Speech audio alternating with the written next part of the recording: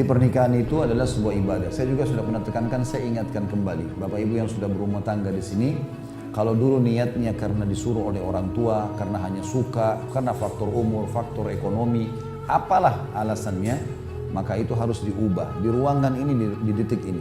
Niat dalam hati pernikahan karena sunnah Nabi alaihissalam. Karena ulama mengatakan pernikahan adalah bahtera pahala terbesar.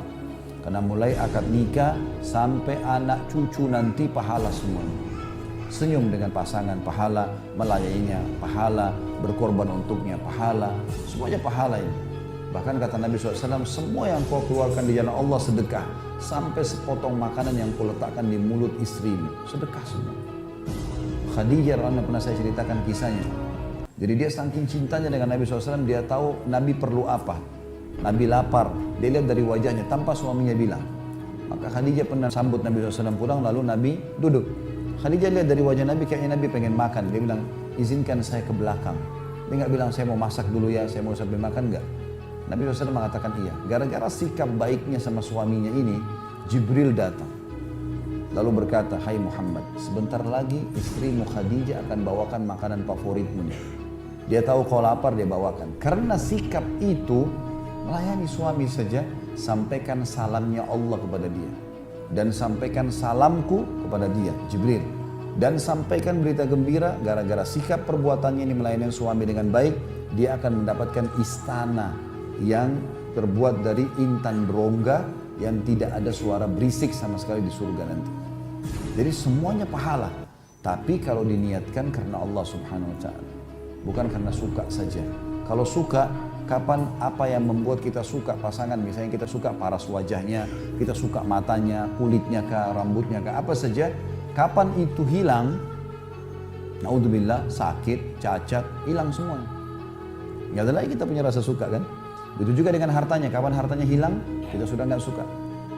Apa saja itu bisa hilang, kecuali memang niatnya karena Allah SWT. Karena kita tahu kita sedang menjalankan amanah. Ibu-ibu di sini, kalau mandang suaminya, lihat ini orang amanah Allah, gantungkan nasib saya sama dia. Saya disuruh layani, siapkan pakaiannya, makanannya, penuhi biologisnya, izin kalau mau keluar. Lihat Allah Subhanahu Wa Ta'ala. Sehingga kita selalu merasa, oh Allah yang perintah. Allah menjadikan sebab, ya, datangkan orang ini supaya saya mendapatkan keridhaannya. Begitu juga setiap suami. Orang ini amanah, siapa orang ini? Saya nggak kenal sebelumnya. Tapi saya harus penuhi makannya, minumnya, tempat tinggalnya. Kadang-kadang pun meminta sesuatu mungkin karena kondisi tidak sadar atau apa.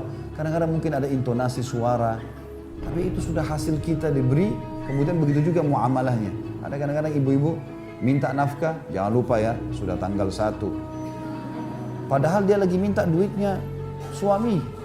Nggak sopan gitu kan. Kita lagi minta, ibu-ibu kalau minta pinjam pulpen temannya di sebelah majelis begini, bagaimana caranya? Ini pulpenmu? Nggak mungkin. Orang itu langsung menjauh gitu kan. Bu, bisa pinjam pulpennya nggak? Santun, baik. Semestinya begitu. Tapi subhanallah, karena ini amanah dari Allah, berbeda. Banyak suami sabar. Ya sudah. Ya. Karena Allah SWT. Kalau niatnya karena Allah berbeda.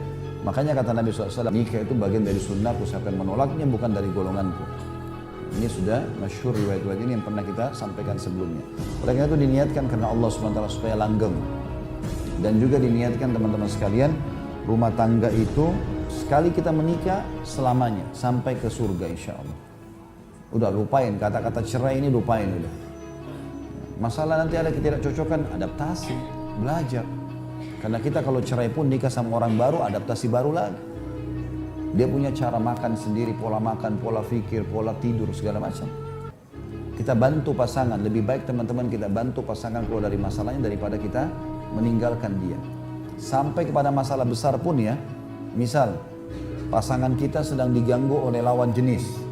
Ibu-ibu dapat suaminya sedang diganggu oleh wanita lain. Atau bapak-bapak mendapatkan istri diganggu oleh laki-laki lain. Na'udzubillah, mudah-mudahan tidak terjadi. Tapi kalau terjadi, bapak ibu punya dua opsi. Opsi yang pertama marah, udah pilih saya atau dia. Akhirnya pasangan kita bingung. Bisa saja pilih orang yang selingkuhannya ini atau dia pilih kita kan? Kalau menurut saya ini tidak efektif. Ada cara yang kedua. Rangkul pasangan kita supaya dia bisa berubah, tinggalkan itu. Saling terbuka itu sangat bagus. Lebih baik kita rangkul pasangan, bantu dia keluar. Karena orang yang sedang digoda oleh orang lain itu ada pengaruhnya. Maka kita sebagai pasangan bantu dia keluar dari permasalahan, bukan malah kita tinggalkan. Itu poin penting ya. Kalau mau memang rumah tangganya langgeng, kalau enggak susah. Setiap kali ada masalah kita selalu emosional, selalu minta pulang, selalu minta cerai, selalu mau menceraikan dengan ancaman kalau laki-laki, maka ini tidak ada gunanya rumah tangga itu. Dan bahaya, orang mengatakan ceraikan saja saya, kita sudah tidak cocok, malaikat lewat mengaminkan, bahaya loh. Tidak usah. Semoga Allah berikan hidayah kepadamu, semoga Allah mudahkan kau jadi baik, semoga begini dan seterusnya. Itu bagus ya. Pernikahan merupakan batin, hubungan batin yang hakiki. Maknanya, yang saya pernah bilang, semua rasa suka kita, begitu sudah akad nikah, limpahkan kepada pasangan halal. Tidak usah ada was-was syaitan. Nanti kalau saya terlalu cinta sama dia, terus cerai nanti masalah. Nggak usah pikir cerai dulu. Itu hubungan batin yang hakiki. Kemudian cinta yang penuh dengan kejujuran.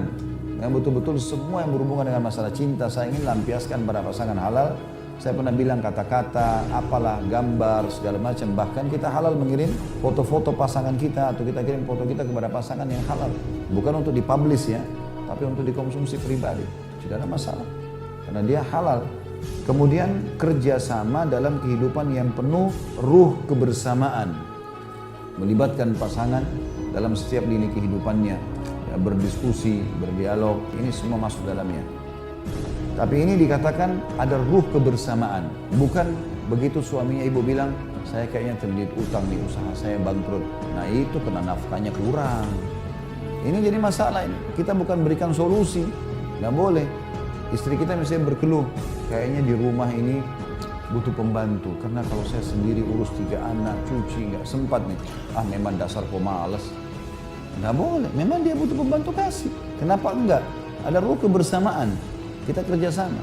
Dan teman-teman tidak akan muncul ini hubungan batin yang hakiki, cinta yang penuh kasih sayang, kalau masih ada sifat bakhil dan perhitungan sama pasangan. Tidak bisa bertemu kelanggengan hubungan dengan bakhil. Mustahil. Nggak mungkin. Pelit sekali. Perhitungan sekali. Makanya tidak boleh ada. Karena ini di sini harus ada kebersamaan dan penuh kasih sayang.